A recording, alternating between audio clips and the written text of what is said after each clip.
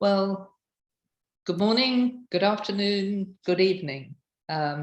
It's middle of the day in London, and it's early morning breakfast time in Washington, DC, where our speaker, Professor Tracey Koehlmoos, is going to speak from. C3 Collaborating for Health is a global charity headquartered in London, concerned with the prevention of chronic disease, with a real emphasis on the main risk factors. The issue of what in Tracey's talk she's calling the military, as people do in the US, and here in the UK we'd probably talk about the armed forces, almost could not be more relevant, more timely, as the real shock and horror of war in mainland Europe is dominating so many of our thoughts, our prayers, and our news headlines. But during the pandemic, in this country, the US, and many others, the military have had stronger roles in the health system than perhaps we've expected or experienced in many of our countries. And the issue of obesity, when the pandemic started 2 years ago now, like most people, I think, I got scared, anxious for myself, my family. And then when I realized that the pandemic wasn't just indiscriminating, it was discriminating. And it discriminated against those people for whom our concern has been for so long, those people vulnerable to chronic disease. We in C3 have been working in Europe in a project called Aspire in France and in England, looking at the issue of obesity and unemployment. One of the things the military offers in many countries, of course, is employment. And I'm really pleased and delighted that Professor Koehlmoos, who is now one of C3's trustees and board members, is joining us today to speak about the impact on readiness of obesity in the US military. This is the second time Tracey has done one of our international seminars. The first time was when I first met her. She was running a big health research center in Bangladesh. So it's a real change from prevention of chronic disease in Bangladesh and the issues of the prevention of chronic disease in the USA. Tracey, we're delighted that you're with us and look forward to hearing you. Thank you so much, Christine. I understand that I have the opportunity to share and forward my own slides. So if Jacob doesn't mind taking the slides down, I'll start to share. And thank you for that wonderful introduction. Indeed, when I last spoke with you all in that beautiful room in that beautiful place in England, it was actually just a highlight of, I felt like I'd really arrived as a scientist to be able to go to London and share my work in scientists and engage in discussion that way. So thank you for your support these years. And thank you for bringing me back to address this issue that's so important, both in the United States and I think globally. I think all countries were impacted by the pandemic. And this is an opportunity to talk about that relationship between the pandemic, the risk factors for chronic disease, as well as that link to national security. That is ever more important, as you said, with the rise of conflict, terrible conflict taking place in Ukraine right now. So thank you for this opportunity today. I want you to know that when I talk about national security and the Department of Defense, I didn't fall into this. It's that the little blood cells in my body are army green. They are marching in formation and perhaps singing the army song. I'm descended from men who served in the military. I was an army officer as well. I was married to an army officer, and then 2 out of my 3 children are Army officers, so not a lot of apples falling far from the tree. However, I did have more than 20 years to spend working on the front lines in the war on poverty and disease as a civilian and as a trailing spouse, which I know is the more European nature for that. So I served in glamour spots like Pakistan, Nepal, Bangladesh, Indonesia, Afghanistan. I repatriated after the death of my husband in the summer of 2012 and found myself working for the Marine Corps when I arrived back in the States on a policy and health systems job. So I transitioned from international health to really being laser focused on national security and defense health and military health system policy. I want you to know that as I'm a federal government employee of the United States, so I won't make any more money for anything that I say, and I don't have any conflicts of interest. For the next, I hope 30 minutes before I open it up for discussion, because I want to hear your thoughts on idea. I know that my dear friend Lou Walker, we're Twitterati buddies, has arrived, and I really do want to talk to Lou because I think her insights will be thrilling about this issue and some of the others who are here. So I think it's important because you all receive care, the primary audience today, I know are European people and people from England. I'll talk about the military health system in the US, which we call the MHS.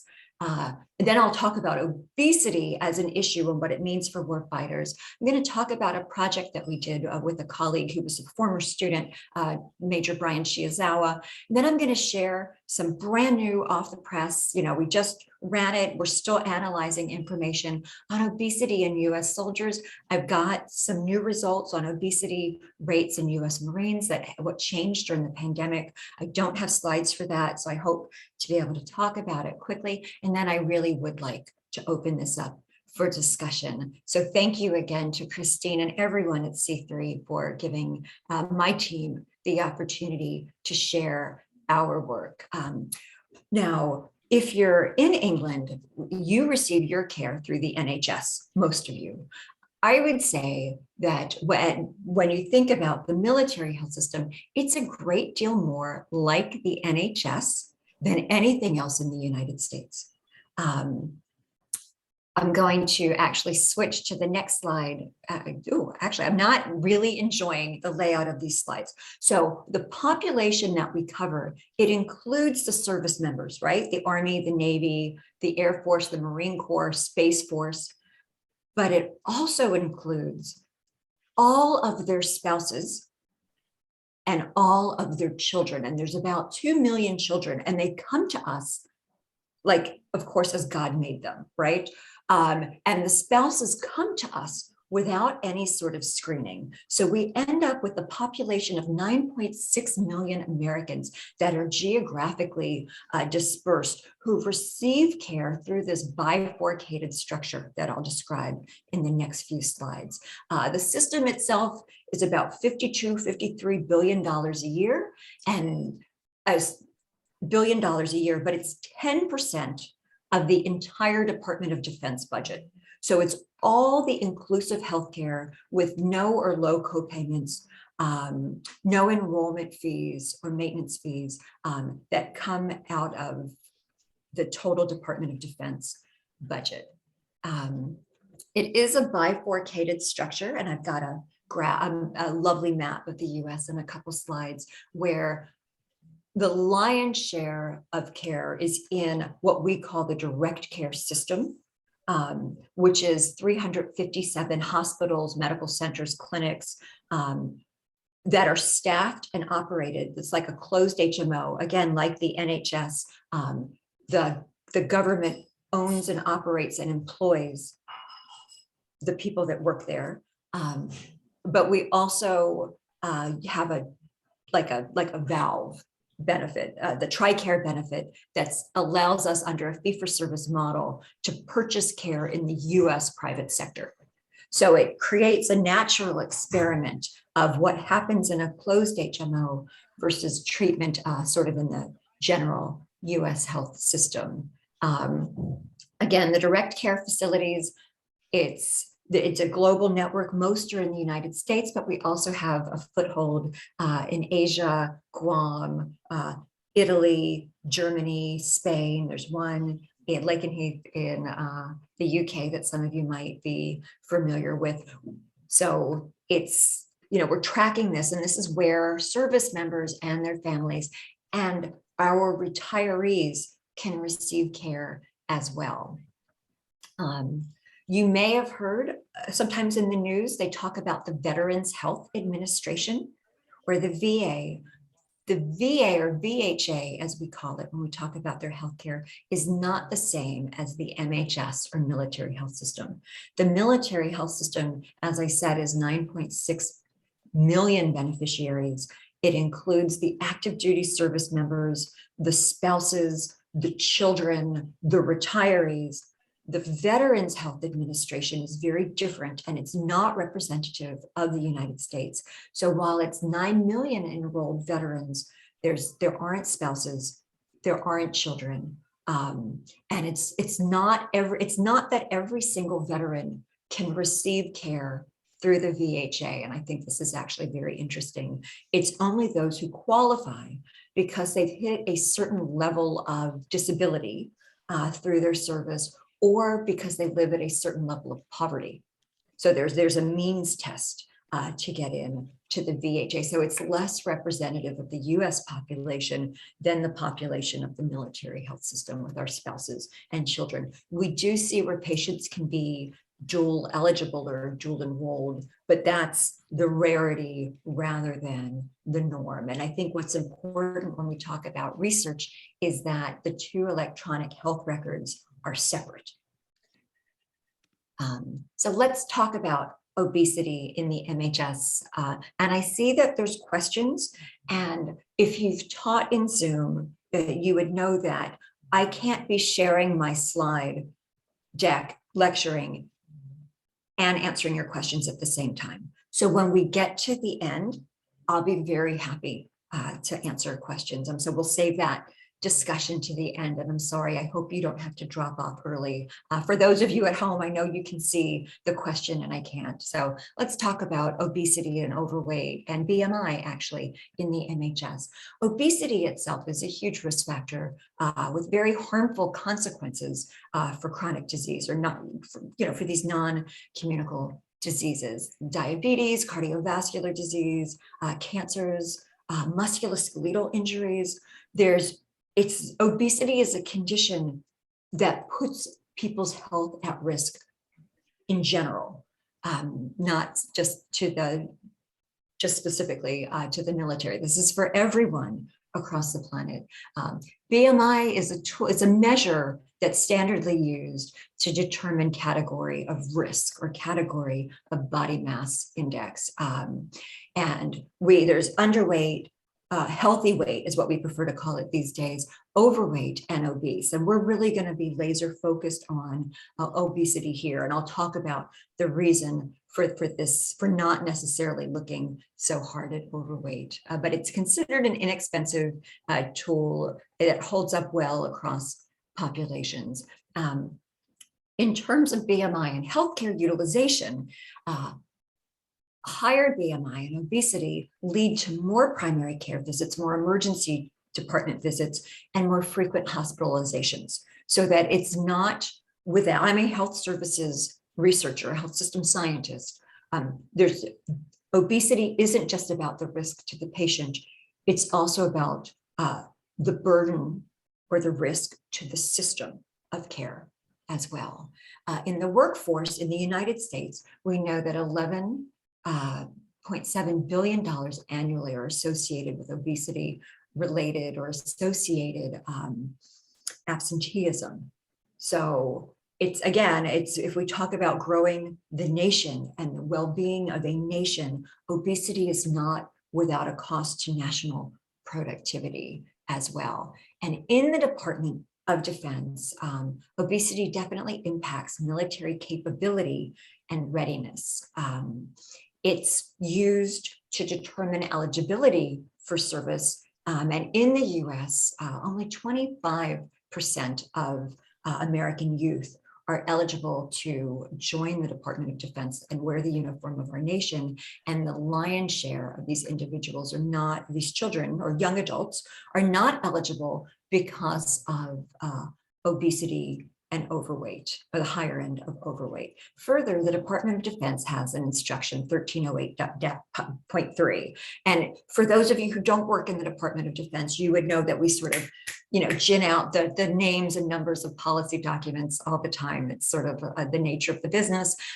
There is a maximum acceptable body mass index, and that's 27.5. There is a tape test that we use, very low tech, very low cost tape tech that can be used to determine body fat as well. And as I just said, BMI is the leading cause for ineligibility for service among Americans youth.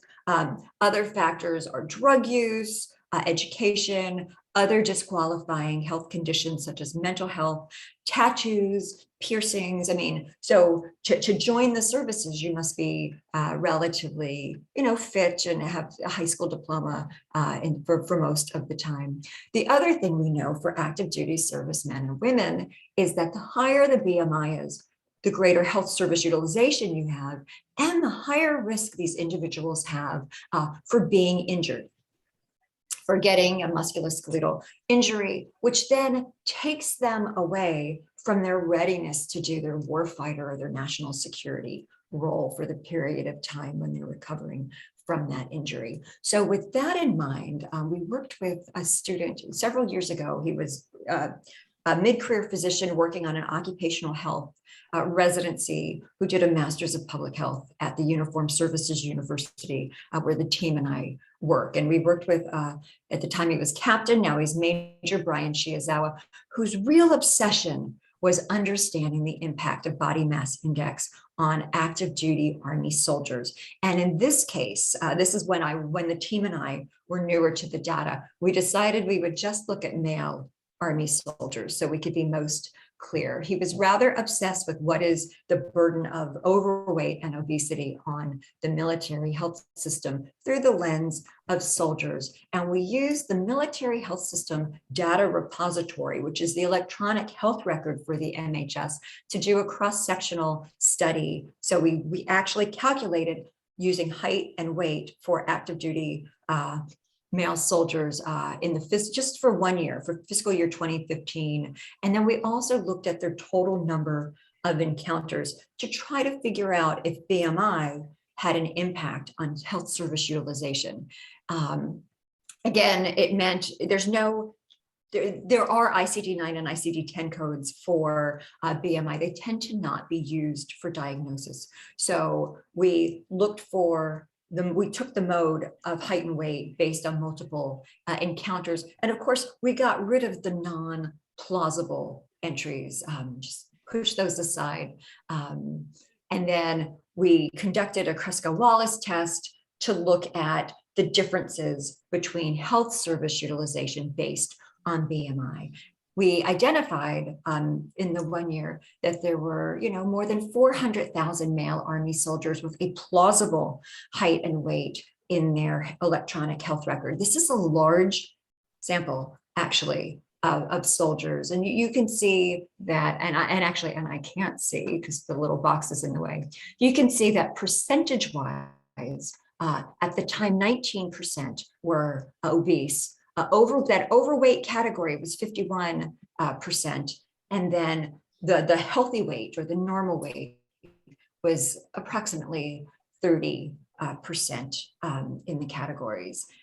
When we talk about overweight and active duty service members, we have to be careful because normally we would say, oh, well, you don't want to be overweight either. But there is a propensity and a need in some instances to have greater muscularity. So that you'll see, rather people who weigh an overweight or who calculate an overweight BMI, but tape to an approved body fat. So we're not going to focus on that overweight population as much as the obese, which was almost 20% back in the day. So it just in terms of distribution of categories, I've got some slides. here by age, you can see that sort of across the board, there were more overweight than healthy weight, pretty much across the board. And then obesity is a significant factor in each of the categories. This is less exciting for you. This is a breakdown by race. And so this is what we were really studying in the Shiozawa project, is we were looking at median health encounters by body mass index among this group of soldiers. And as you can see, the obese soldiers used almost twice as much health. They had twice as many health encounters as normal and underweight, and even frankly, overweight soldiers. So here's the results of the Kruskal-Wallis with a sample this size. Everything is significant. Then we broke it down by what they were using. And again, I'm trying to move through these quickly so that we can get to the discussion. We see where there's higher rates of musculoskeletal injury. So this was really, our study was really the first, and this made news at the time. For those in the States might remember that there was a very unflattering photo on an inappropriate fat shaming photo on the cover of the Army Times when this news broke, when Captain Shiozawa presented it at a conference. He became an advisor to the Secretary of the Army for a brief moment or two. And what we discovered is that by using the data in the health record, the rate of obesity prevalence that we found was higher than the self-reported or previously understood levels of obese soldiers. Previously, we had thought it was 13% from a survey. Another survey from 2017, the health of the force, again, it was 17%, 18%. So we were underestimating what was really going on out there in the Army. I'm going to actually not talk about this. This is really, it's all in this paper, and this Shiozawa paper is published. I'm happy to share it with the group. But if we talk about why there's huge, and for years there's been churn around the use of the tape test. Rather than just having your height taken and your weight taken on the scale. If you don't meet the height and weight tables that are established by each of the services, so the Air Force, the Army, the Navy, the Marine Corps, each have different standards for height and weight based on gender, and in some cases, age. You can be a little bigger as you age. There's different weights. You have to be smaller in most of the services, not the Air Force. If you're a woman, you have a lower allowable weight for your height. But there's this reliance on the tape test, which for men, it's the neck and the waist. And for women, it's the wrist, the neck, the hips at the broadest point. But this is a very 1970s solution. We have better ways of doing this now. So people actually work to cheat the test to avoid the penalties of being found to be derelict for body composition. There's the body composition program. You could eventually lose your job if you don't and be removed from the service if you don't meet the standards within a reasonable amount of time. That depends on the service again. The health service utilization, again, the lowest utilization was again among underweight and normal weight population, with the highest utilization among obese services. And what you should know is, in general, active duty service members use a few more services per year than the rest of the population. They're higher users because there's things that they're required to do annually that other Americans aren't. But again, there's also no co-payment for active duty service members and their families to use the health to access care in the healthcare system, which again is unusual in the United States. The sense was that when we did this study back in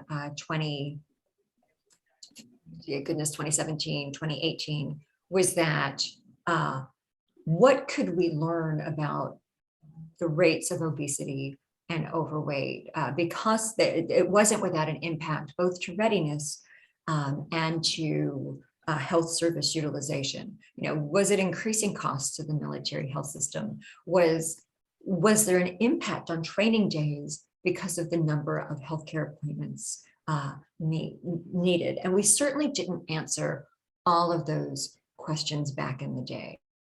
Captain Shigezawa suggested that the Army adopt a new BMI standard, and some of that work is taking place actually right now, and the early results should be released very soon.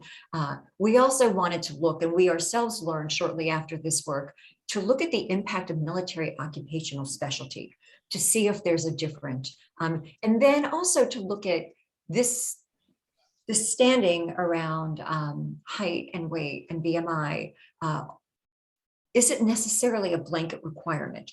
So we really, it generated more questions than it did answers, but it really put the footprint down of what the situation was in the Army.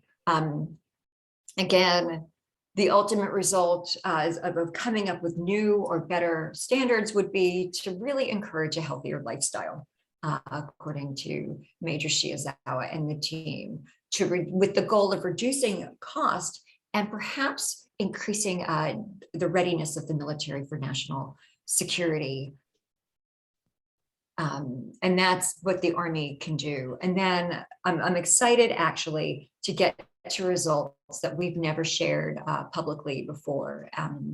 The analysis, the numbers I'm going to share are pretty raw because we're still doing the more complex analysis, but we wanted to look at, so we're working with a master's student this year, and the team and I wanted to look at the impact of the pandemic on BMI rates in active duty service members. So I have one student doing soldiers for whom I have slides. I have another student doing Marines, for which I have data, but that I'll discuss, but I don't actually have slides for this today. So what did we learn? And if you are like me and you're in the States, the whole lockdown effect, right? We stayed home for a couple of weeks. We all baked cookies and the sourdough starter. The gyms were closed. So I think if we look around the States, we're seeing some, and I can't speak for England, but you all experienced horrible lockdowns for even longer periods of time than in the United States. But in the States, we're seeing early reports of increases in overweight and obesity among the US population. The team and I have also looked at our military kids, and we've seen an uptick in overweight and obese in our kids, and that's a manuscript for another day that we're hoping to get out for peer review very soon. So what did we learn about soldiers during the pandemic? Again, it was the consequences of these protection measures. It was more important that people in the formation not catch this disease, spread this disease, and potentially kill or give long COVID to one another. So the emphasis became on forced health protection. There were shutdowns with social distancing and shelter in place.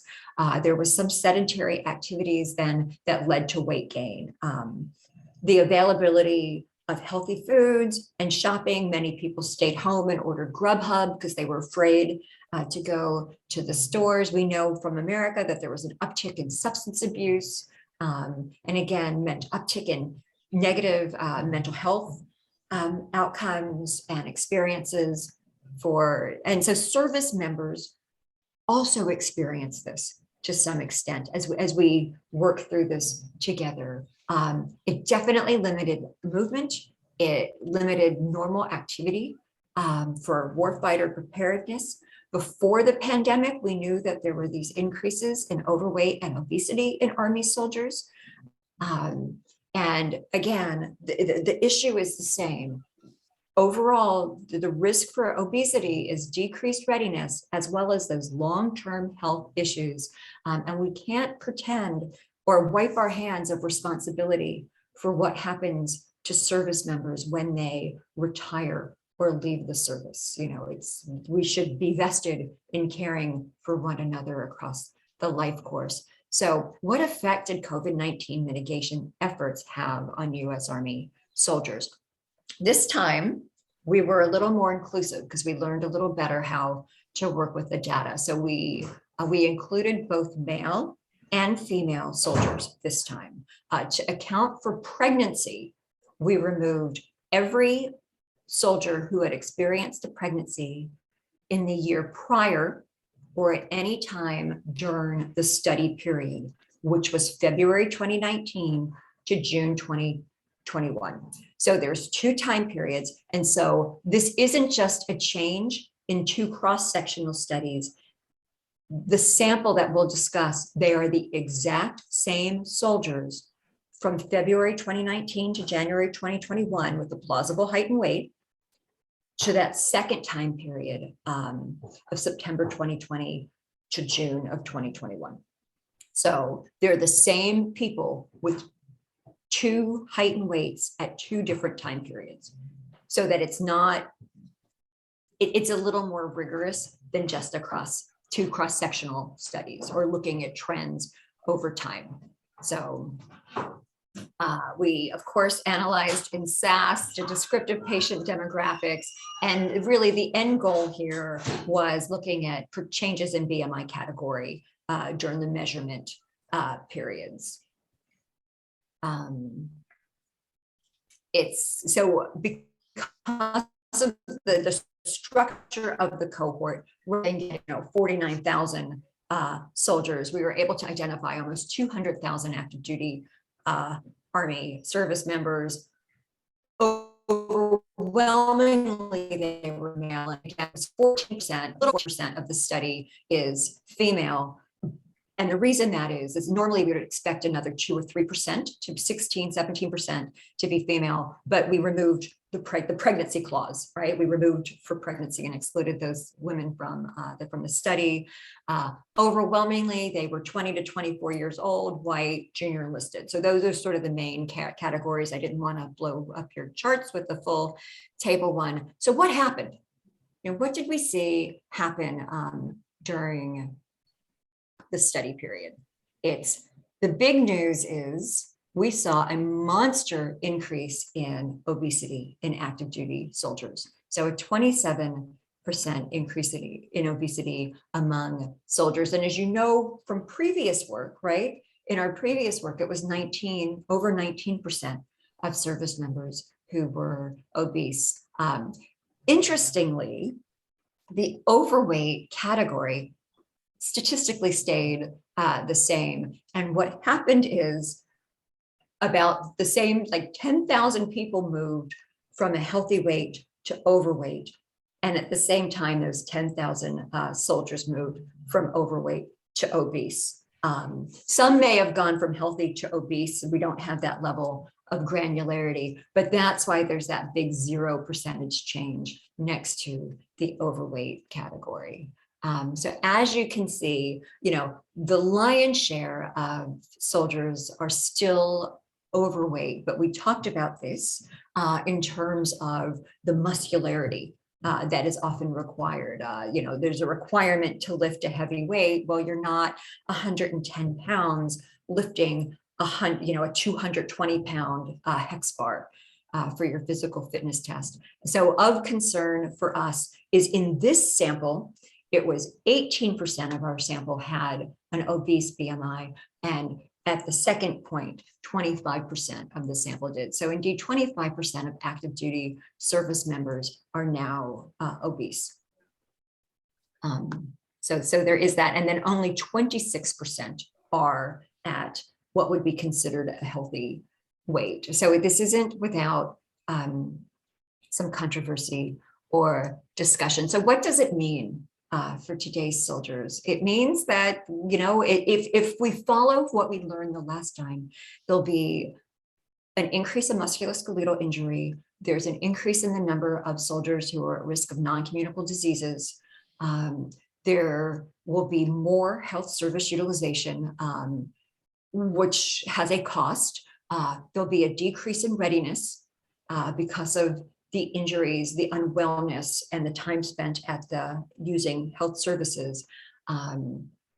What we think for the services, for the armed forces, to make it a little more British, is that they might look at, gaining weight isn't a terminal diagnosis. Let's be really clear about that. And I think we need to learn to talk about these issues without fat shaming one another, but also for those doing the talking to not be accused of fat shaming.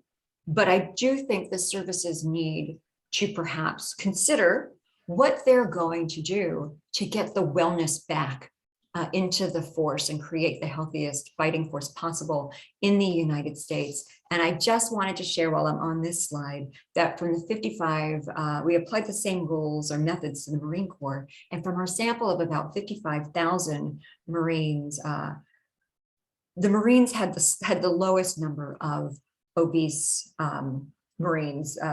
So they really went from having 4,500 Marines who were obese to 6,700. And so that was a change of it was a 49% increase among that. And for Marines who were women, it was 110% increase in obesity. But again, the numbers were it was like 100 women and now it's 220 women. So they were tiny numbers, those pieces of the pie. That red slice of pie is very tiny for the Marine Corps, with most Marines coming in at healthy weight or in that acceptable obese range. So that's what we've learned, and it really poses a challenge to the services in terms of what they're going to do about this. The reason that these results are rather urgent is the Army and the Marine Corps fielded a body composition study from one of the Department of Defense research institutes, and those results are due out very soon.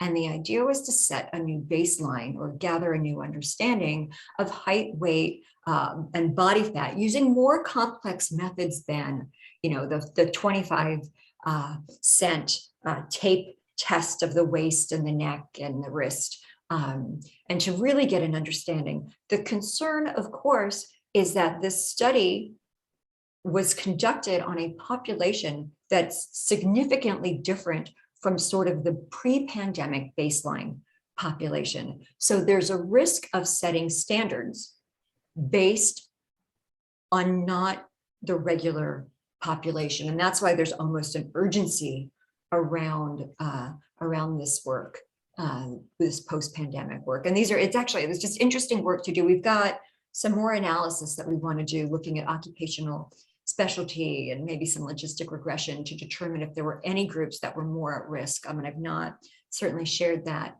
here.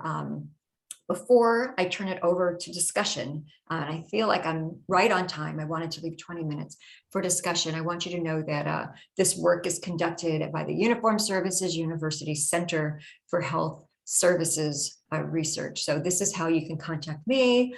Please visit our website. I think a number of my colleagues are here and in the chat box. Christine, would you like me to close my slides so we can look at one another and talk? Yes, that sounds very good.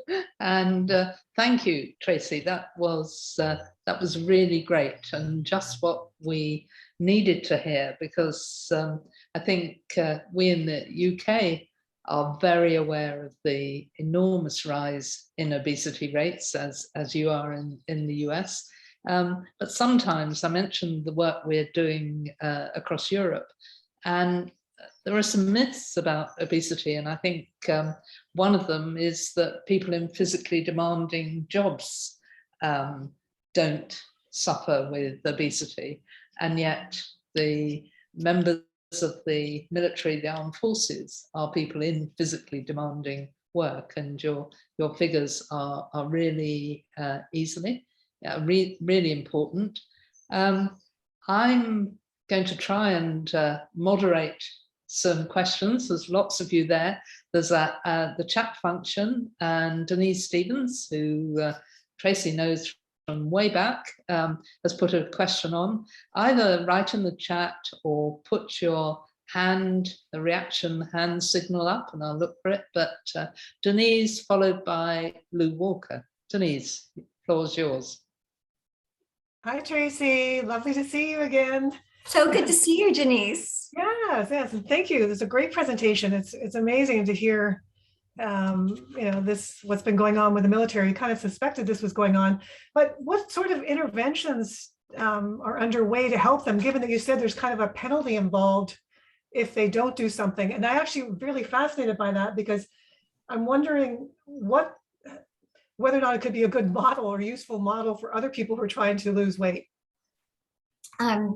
So I would say that that's a different study, but the services have long had programs to assist those who are experiencing obesity or who don't meet the height and weight standard, which is actually, I think, what the cutoff line is. But there is a penalty, right? And I think prior to the pandemic, I think it was a year. In most of the services, you had a year to come back to fitness, to an acceptable BMI, and get or fat percentage before you were penalized and pushed out of the services. And those programs are supposed to include exercise, counseling, nutritional counseling, and that sort of thing. I haven't seen where they were evaluated for effectiveness. And now that you've asked this question and I'm thinking about it,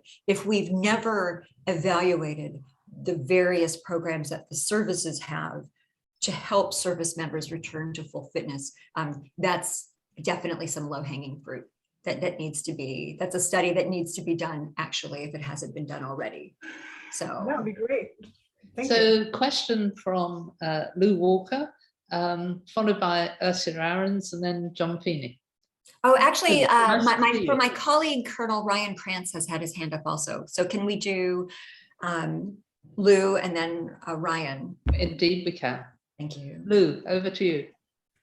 Thank you, Christine. Tracy, hello. And it was so interesting, and there's so much to say, and we can have another 25 hours of discussion, I think. An observation and a question.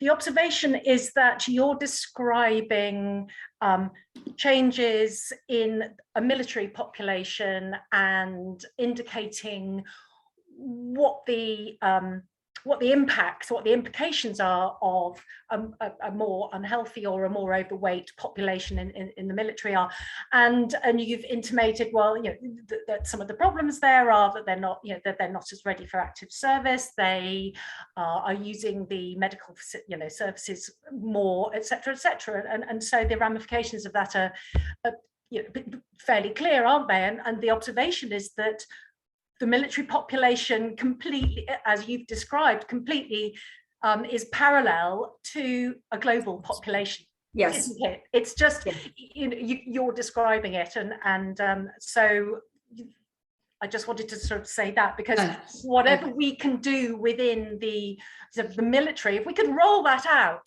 Absolutely. Yeah. Exactly, and I don't know who it was. It must have been something like Desmond Tutu, or maybe he was quoting someone else who said, Lou, can you wind up a bit, because we've got another 6 people waiting. We have to stop people falling. We have to stop fishing people out of the river. We've got to go upstream and stop them falling in. So there's that. But the question was, do you have from any indications of the causes for this increase in obesity? Because is it stress, is it anxiety, is it what any ideas, or have you not studied that? That's beyond the scope of what we studied. So it may have been all of those things, Lou, but that's not what we were able to ascertain by looking at height and weight in the medical records. But it's definitely, when we looked at the children, because for the children we looked at body mass index and we looked at mental health, and we see, parallel increases in both. So in addition to restrictive activities, I think that the stress may have been part of it, but I can't say that. And as a scientist, I'm going to just really stick to what the rules are. Of course. Awesome. So So to Ryan, and I apologize for not seeing your hand is faded on your screen, but you're very welcome. Over to you, and then Ursula.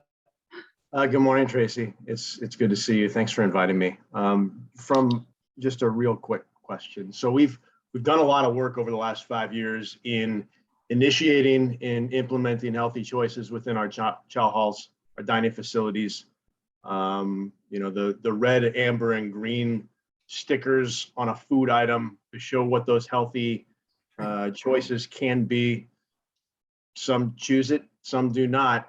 And then the programs, athletic programs, additional training for those that enter the body fat composition control programs. It sounds like we've not evaluated properly the effectiveness of sending someone who is deemed as overweight or obese on a body composition test, and then we send them to a nutritionist. We haven't assessed the effectiveness of that program. Besides that, as someone taking command of a brigade in a month, what are some things that commanders should be implementing within their units to start to try to stave this off? Thank you. Boy, and again, Ryan, I honestly, we are a resource-rich environment in the department. We can evaluate that Go for Green program. As a public health professional, it speaks to my heart, right? For the nutritionists and the dietitians, that's a wonderful population health intervention. But at the same time, some soldiers are eating at the DFAC. And so for those of you, the DFAC is sort of the military cafeteria. But they're also eating at the Dunkin' Donuts and the McDonald's and the Panda Express that are more conveniently located. And yes, they might have to spend a little money to eat there, but food choices are so personal. So I am not the person to talk to about how to build a culture of good nutrition and health. I'm not, but I do think that we need to not make service members who are referred to those programs feel stigmatized. But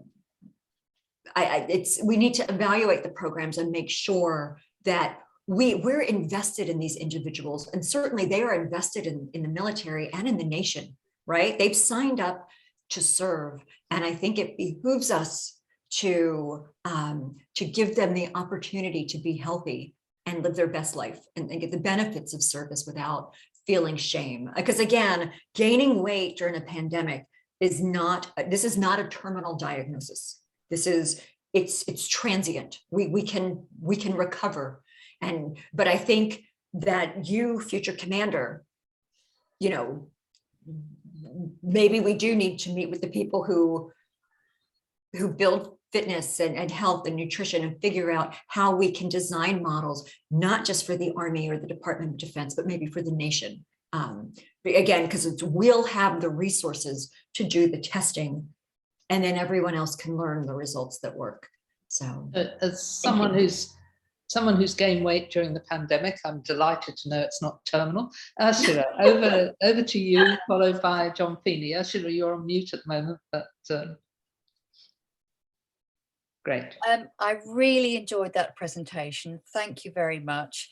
And I particularly enjoyed it because my first job as a qualified dietitian was with the US Army doing the weight control program. And this was in Berlin, 1985. And I was, as I say, the dietitian doing the weight control program. I haven't got any questions, but I just want to share two little observations from way back then, which is that the soldiers got weighed twice a year and they knew ahead of time when that date was.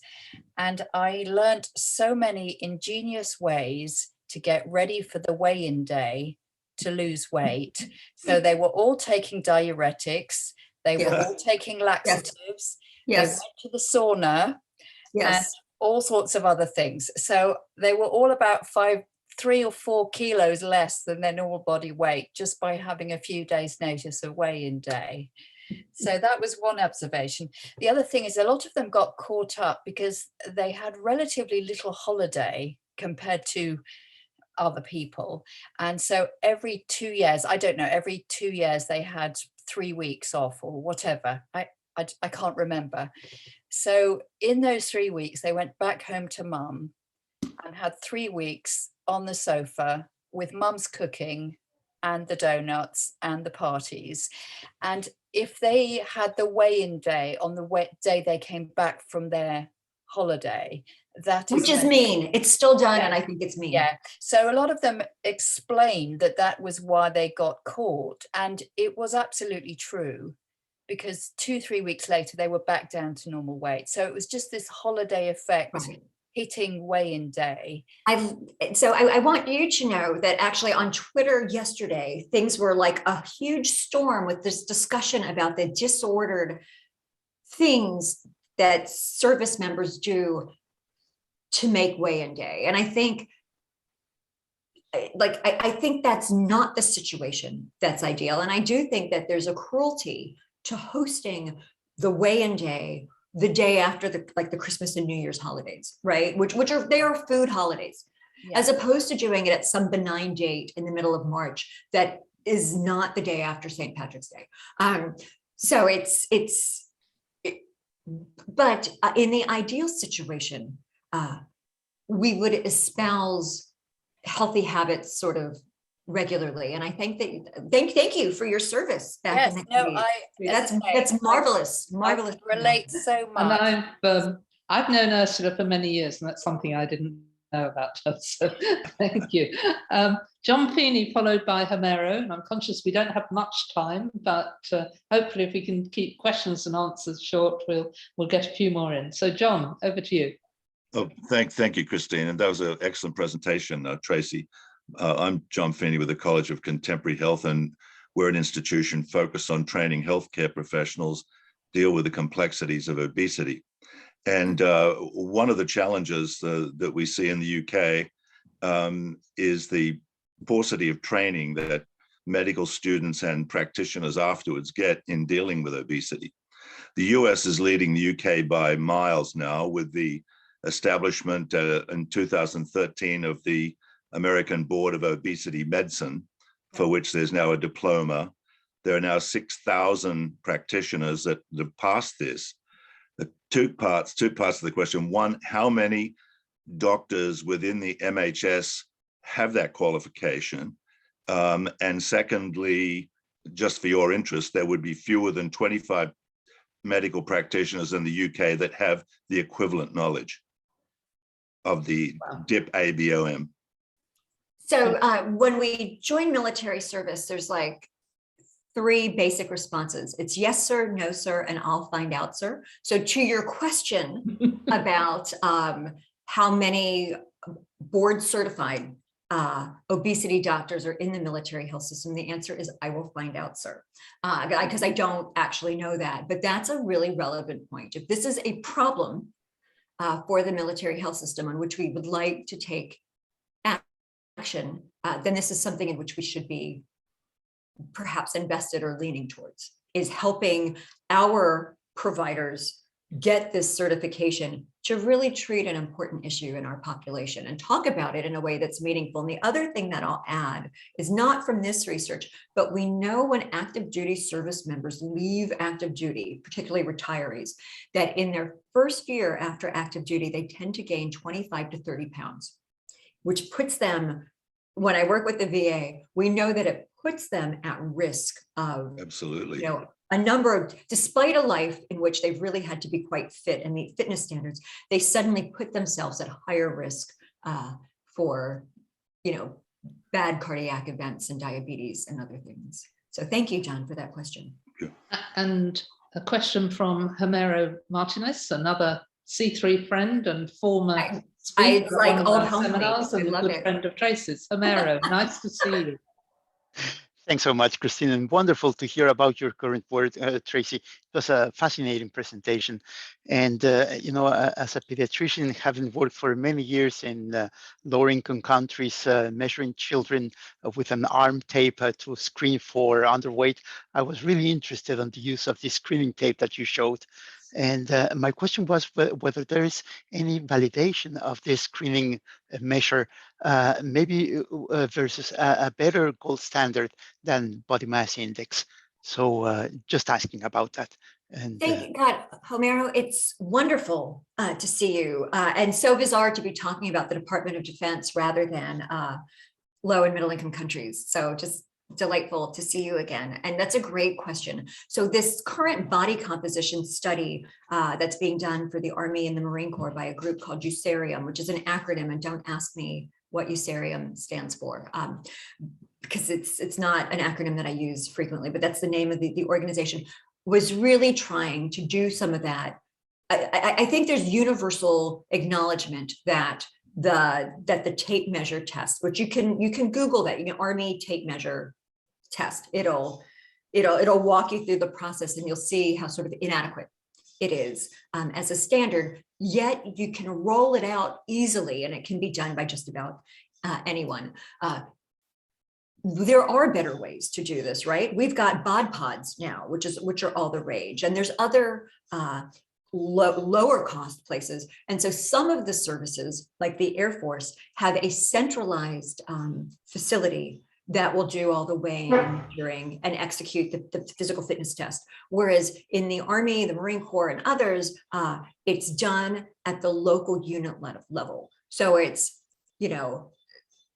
not people who are experienced healthcare leaders. There is training. There's supposed to be training for those who are qualified to do the tape test, but the measure itself is not an accurate measure. And while I've not read scientific literature on it, given different phenotypes or body styles, I know that for myself as a big-bottomed Puerto Rican woman, I always wanted to make weight because I would worry that the way that I'm designed, I'm not tall and lean and athletic, I am short and curvy, that the measurement of my hips would throw me off and push me over into being at risk when I was on active duty. So I think that there's lots of discussion about ways that the places that we're taping put different populations at risk, which reminds me of the abdominal adiposity and health risk stuff that we would talk about for South Asian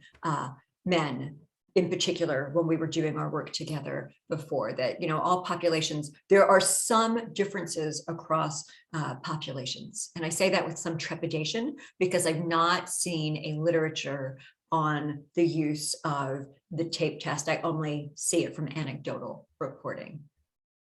I'm Thanks so much. I'm going to have to stop the questions, Oh, even we're though at 9 there o'clock. are others waiting. And I'm sure that Tracey or C3 will respond to any that are in the chat. It's good to see so many people here. Fabulous presentation, Tracey. Thank you so very much. From our point of view at C3, we've been engaged in concerns and realization of the obesity issue for many months, including the European study, but also a study we've done, and we worked with John Feeney a little on our study on nurses with obesity in the UK, 1 in 4 in this country. Our next international seminar is on the 24th of May. It will be coming from Africa. So it may be that our North American friends, of whom there are several here, may not be insomniac enough to join us, but they'd be very welcome if they do. And my great thanks to Tracey for a fabulous presentation and stimulating lots of questions and conversations. So thank you to all our audience, and hope to see many of you on the 24th of May, or if not in June, when our presentation will come from France. Thank you all very much indeed, and have a good rest of the day.